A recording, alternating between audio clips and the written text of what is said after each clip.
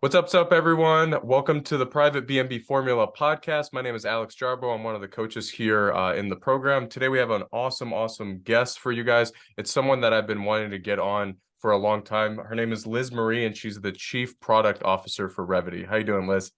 I'm good. I'm glad to be here. Yeah, so we usually just go right into it with sort of just the background of the company that we're sort of talking about, and then just sort of your background and what essentially the company that we're detailing today, which is Revedy, what you guys are working on, and just like I said, just the overall background of the Let's do company. it. Yeah. So we like to say that we give investors an edge when it comes to investing in short-term rentals. And so that's leveraging tools and insights that make you a better investor because it's an inefficient market right now. And if you have an informational edge, you can really outperform your competitors. And this all started, one of our co-founders was at Vacasa for several years. He was head of growth there and led the acquisition of 88 vacation rental management companies. And so in that process, he learned an incredible amount about how to optimize a short-term rental. And we really think about things from what we call investment grade standpoint. So the majority of short-term rentals are operated by a mom and pop. They might be viewed as a second home. So they're really not put forth for availability, 24/7, 365. And they're not necessarily focused on optimizing returns. There is a limited set. We tend to think it's about 5 to 10%, depending on the market. That is what we call fully optimized. And so that means limited owner holds, maximum occupancy within reason. What we like to say is professional management, but really that means the top tier revenue optimization and channel distribution, all of that. So that's what we're looking at. So Colin Carvey, our co-founder, had that idea and ended up launching Revedy to start to compile that data and give that insight to the investors in this market that he saw were emerging. And that's a few years ago now. So I think we were a little bit early, and now we're starting to see it all come together in terms of the larger scale investors or the portfolio investors, as well as certainly the individuals who are going in and compiling their own portfolios. And so today we offer a range of products and services that are pretty much all across the short-term rental life cycle. So starting with when you're researching where to buy, we have different guides and products that can help you identify potential markets, dive deep into a target market, or research the regulations in that market. Then if you're trying to identify specific assets, we can actually help you with that. We have full property search and acquisition services, but we also have our underwriting reports, which are kind of the core foundation of our business. So unlike some other data services, and we're friendly with all data services, but they just do different things. So that are just looking kind of at the broad landscape. We have an actual person going and reviewing this asset, looking at the amenities, looking at the photos, looking at the location on the map. So it's more of a qualitative analysis based on expertise that we've built to understand how could this perform from a revenue standpoint if it was fully optimized. And so that's the kind of data analysis or the due diligence report that we can provide to an investor if you're trying to research. And it also includes asset level regulations, which is absolutely essential. I tell this story all the time. I own a home in 29 Palms, and my home is outside of the 29 Palms city limits. So fortunately, I have a whole different set of regulations applied. Their caps and everything don't apply to me. But you need to know that. And so we look at the city limits, the actual property lines on those underwrites to determine if you're can legally operate your short-term rental, as well as all the resources and details you would need to do so. And then again, if you're going to acquire, we have acquisition services, whether you're just trying to buy one or whether you're a fund trying to, acquire 100 million. You have a dedicated team, you get consultations. We have off-market inventory that feeds in, and we have a kind of priority for our acquisition clients for those. And then, okay, you've acquired it. Now you need a manager. We have really friendly relationships with the top management companies in the country. For many of them, we have preferred rates. If you're our acquisition client, we can match you with the best one for you based on what you're interested in, your buy box, as well as a huge tier of partners across the landscape, from insurance, STR specific appraisals, accounting, really every business service you might need to operate this successfully. We have vetted partners and can connect you to. And then you kind of asked about the long-term view, and what we're just starting to implement is the ongoing monitoring, both from a regulatory standpoint. So this is more relevant for people with large portfolios or a VRM. If you want to constantly be in compliance and be aware of the future looking risk, we do ongoing monitoring for your regulations in your portfolio, as well as benchmarking and optimization versus the market to see how you're performing. Is your manager performing, or could you be performing better? That type of thing, and then provide recommendations for optimization. So really a lot of things across the board. Yeah, no, absolutely. And one of the reasons, the first time you guys came on my radar was you guys were referred to by a friend, and I was in the middle of trying to actually train someone and bring them on staff to essentially underwrite my properties for me. Yeah. And we're at a point now where we're purchasing anywhere between 4 to 15 properties at the same time, like cabin clusters, or maybe it was like a family that decided to build one property, then another over the years. So we've recently started to target those types of properties. But you guys have also helped me with single asset properties that I've purchased before as well, where it's just one cabin. And you guys are, for all the listeners, you guys are super quick. I remember there was a property that and this is when everything was going crazy in the real estate market early last year. There was something that had hit the market. It was like six houses, and they would have done well as like midterm rentals. But I wanted to see how they would do as short-term rentals. So I remember sending that report out, and it was 6 of the same property, and literally like I paid the invoice, whatever, and then literally the next day I had the report, and we didn't end up purchasing that property, and because of that report, but some other underwriting that we did after that. But you guys essentially gave me a yes or a no answer for myself, like within 24 hours. I'm not saying every report's going to be like that, but I think I've purchased or done 6 or 7 reports for you guys. And I've had other, like we talked before this, one of the lenders that I've worked with had also used you guys to do a report. They're very, very, very in-depth reports. And one thing I wanted to talk about is where you talked about data sets and whatnot. Where are you guys compared to the other providers out there? Because I know you guys do partner with them. Where do you guys pull a lot of your data from? Because that was one of the reasons why I started using you guys over just doing it myself or hiring someone. Right. Yeah. So we've compiled our own database of actuals. So, real rental performance that we've gotten from owners, from VRMs, from realtors, pretty much anyone across the board who's shared their data with us. And so that way we're able to see actual performance, not, scraped. It's very complete. Most of the time it's down to the reservation. So we get an incredible amount of depth. And so that's been the basis for our underwriting, which then has become its own data set. At this point now, we've underwritten $23 billion of assets across the country.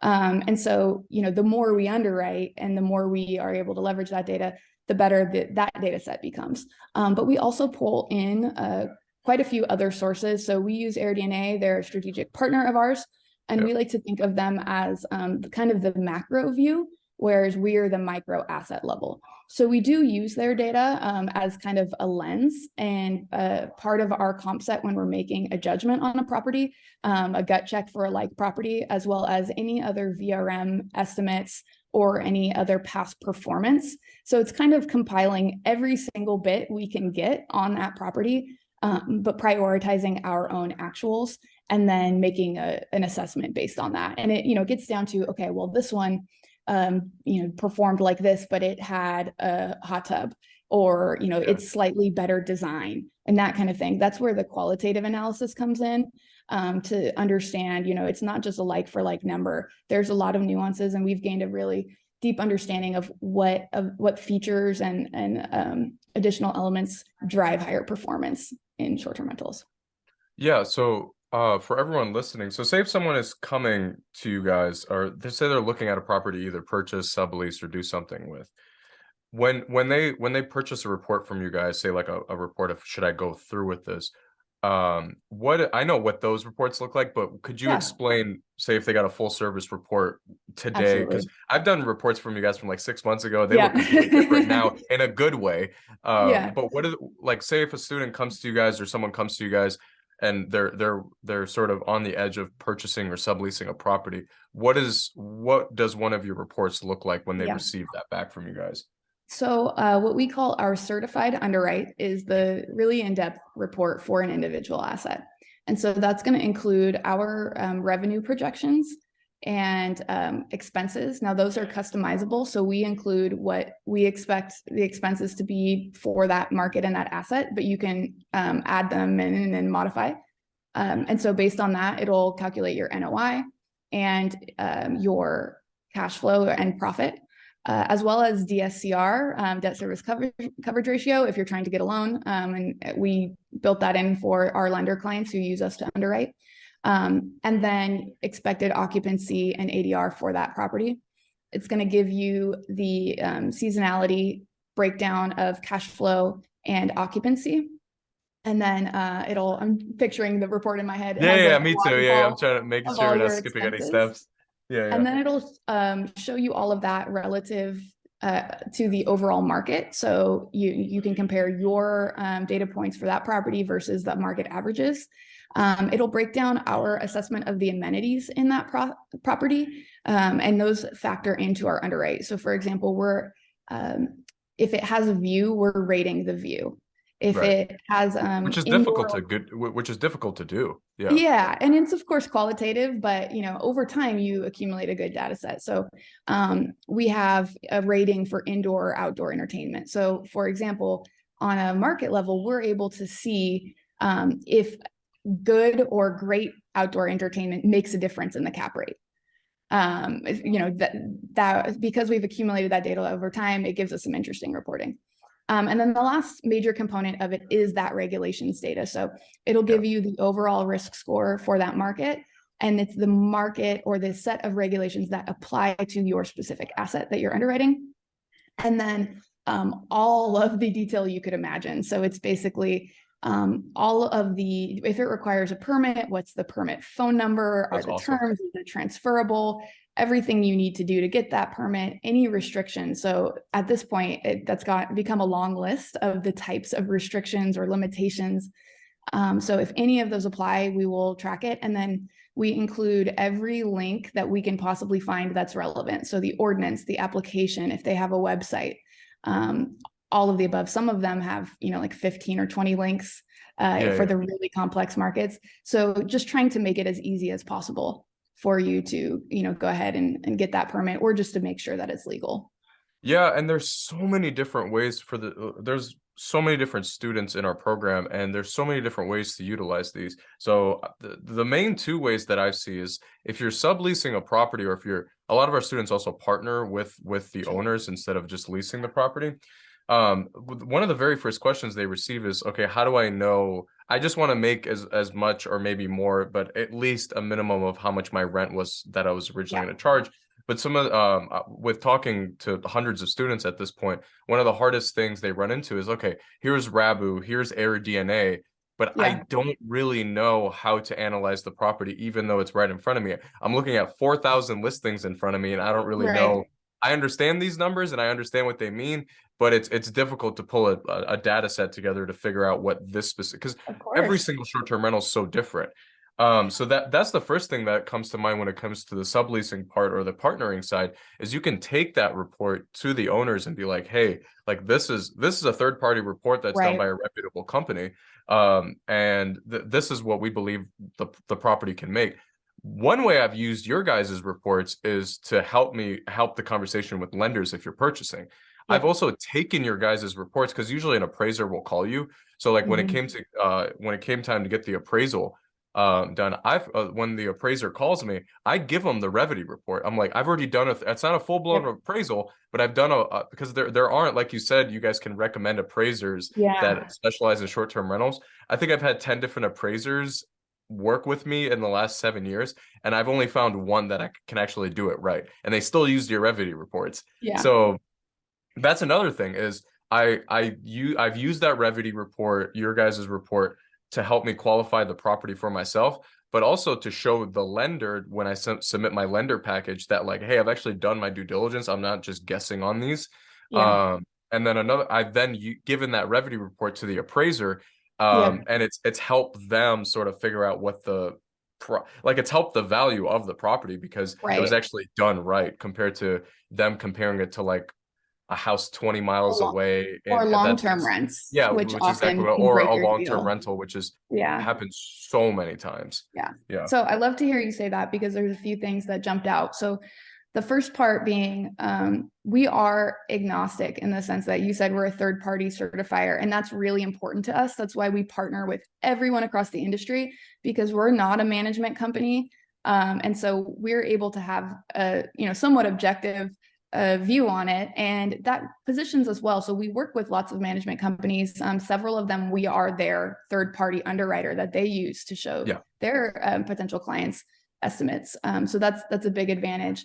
And then, of course, on the lender side, I've worked with about 60 different lenders in the past year, talking through their underwriting process. And some of them already use us. Many of them are at least familiar with us and maybe use us as an input in their own underwriting process. And then, lastly, of course, the appraisal part is really challenging.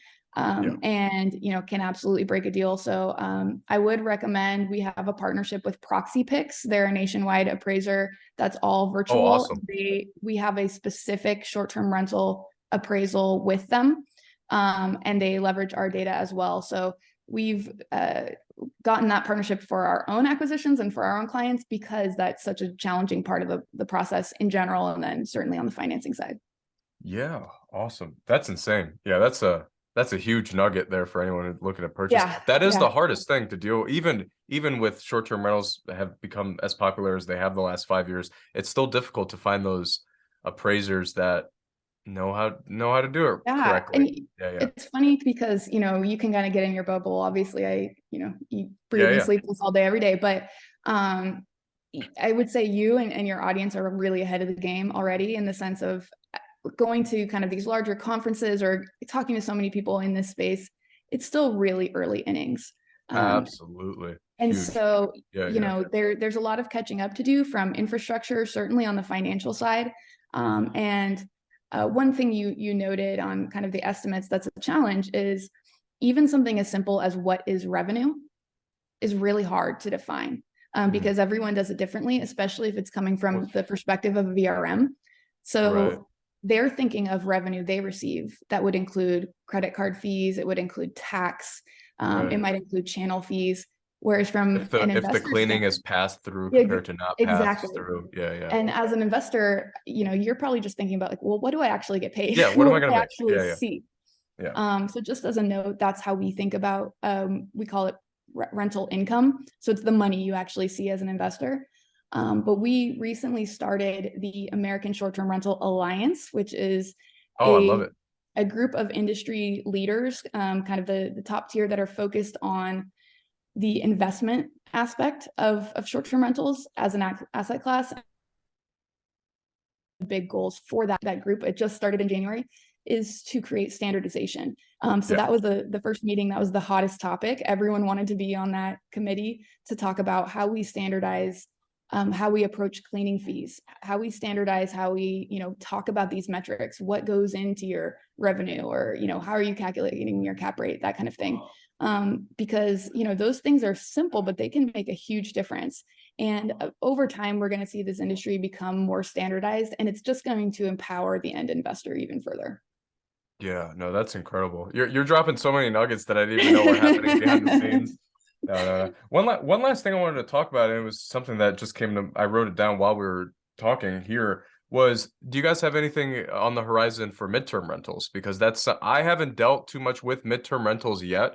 But Yeah. I'm starting to see them pop up on every podcast. There's books starting to get written on them. There's courses that I'm starting to see get pushed out on midterm rentals. So Yeah. just want to get your opinion on that.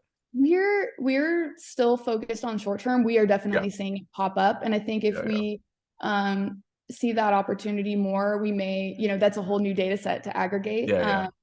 But I think Completely different. Yeah. Yeah, exactly. But I definitely see the opportunity there. And I think one of the things we do look at is kind of the optionality. So a lot of our clients come from the long-term space, and they're trying to convert some of their properties into short-term, and having that midterm optionality or the short-term and long-term optionality is kind of a backstop for risk. And so that's something we've done in some of our underwriting for some of our higher end clients or people we're acquiring for, is look at the comparison and make sure that a given asset could work for both. Because sometimes those are totally different markets, right? Where, for example, in, like Destin in Florida, for the asset price, it probably would never make sense for long-term cap rate, right? No. But if that's your focus from a, portfolio strategy, then you can, select markets based on that. So that's kind of more of where we focus. And then the next thing we are looking at is the multifamily. We think there's a lot of opportunity there in essentially in conversions from in conversions, essentially a boutique hotel. Yeah, exactly. Yeah, and having, again, you can have that optionality in a given building by floor, right? There's a great development in Austin called Nativo, where you can have, you can own, you can long-term rent, or you can short-term rent. Cool. And that really skated around the regulations that are really strict in Austin because of the way they built it with absolutely the city of Austin with their approval. So we think there's a lot of opportunity there. And we're working on some deals now, and even on the development side for that. And then you can also see what, I guess this is kind of midterm of what Apartments by Marriott has done, and kind of working with them on how they're approaching that. It's still really early innings on that, but that's kind of that. There's been like a blur, like the lines have blurred. I just call it general. Like when people ask, I used to say I'm in Airbnbs, VRBOs, I'm in short-term rentals, right? But now I just say I'm in hospitality, because I feel like Marriott with homes and villas, and Marriott's getting into different stuff. Like the lines have definitely blurred between like vacation rentals, short-term rentals, and hotels and resorts. It's probably like you can learn from either side at this point, and you're seeing it everywhere. You can post boutique hotels on Airbnb now. You can post your short-term rentals on booking.com and Expedia now, where it's like I definitely feel like there's a blur. Going to continue to blur. But then you've also seen that, when you say vacation rentals, we had someone push back and say, well, these aren't just for vacation. And they didn't like that term. And when we were working on a project. I just say, STRs or exactly. And so you're starting to see, because of, the pandemic and the way that has kind of shifted how people work and how people live. For example, I'm in a short-term rental right now for work. I'm here all week traveling for work. It's not a vacation. It's a beautiful home, but, and so, there is that interesting convergence, and that's what we love about this asset class, is it's all of the great things about hospitality, the inflation protection and kind of the stability, the asset-backed security with a hospitality business on top of it. And, that's kind of the opportunity and the challenge of a lot of people don't understand that this is a unique asset that's different from other things in real estate. But I think we're going to continue to see that convergence of hotels and vacation rentals, or, Airbnb, whatever you want to call it, where the ADRs start to grow closer to where they are with hotels. We're still not there yet. And then on the guest experience side, you start to see that convergence of what they're expecting. And we're already there, and some of the pushback on cleaning fees and things like that, you're starting to see where, people kind of equate them the same way. Right. It'll continue to happen, and the industry is just going to have to catch up. Absolutely. I mean, I feel like it's already catching up in a way. Yeah. So just to wrap it up, so like where can people find you guys? Where whether it be Revedy, or how do people like who are listening, and we'll pull out all this information below in the description, but where can people connect with you guys if they're looking to get one of your services? Where can people find you guys? Yeah, Revedy.com has the best place, most direct contact form is probably the easiest, because we offer so many different things and service everyone from, you want one report for one property to you want help acquiring, $200 million. That form will route you to the right place, and you can get a general overview of what we do as well. Yeah, that's incredible. Again, all that stuff will be below. And one of the biggest things that I want to leave everyone with is what you just said here. Your guys' network is massive. It's if I need a report, you guys can help me with that. But on top of that, you guys have a network of, like we said, if you need an appraiser, if you need a lender, which I mean, you said you guys have a network of lenders. I mean, that's huge, and that's one way that I've been able to scale my business as quickly as I could, is being able to tap into other people's networks that, like, they've already established those relationships and they're looking to help people because they have those networks. Right. So I just want to leave everyone with that, with not only can they, like, someone just get a report from you guys or get one of the reports that we talked about today, but you guys have a very deep network to draw from as well. Yeah, Yeah. we are very, very partnership oriented, very collaborative. And so if we love connecting people with someone that can help, or doing business opportunities together, Yeah. we can mix and match if you're selling and someone else is buying, or we have so many partnership agreements, referral agreements, co-marketing. We Yeah. just want the whole industry to win. So Yeah. if everyone does well in the industry, we do well too. Awesome. Awesome. Well, Liz, I just want to thank you for your time. And again, if anyone's interested in getting any type of service from Revedy that we talked about today, all that's going to be in the description below. So thanks, Liz. Thank you.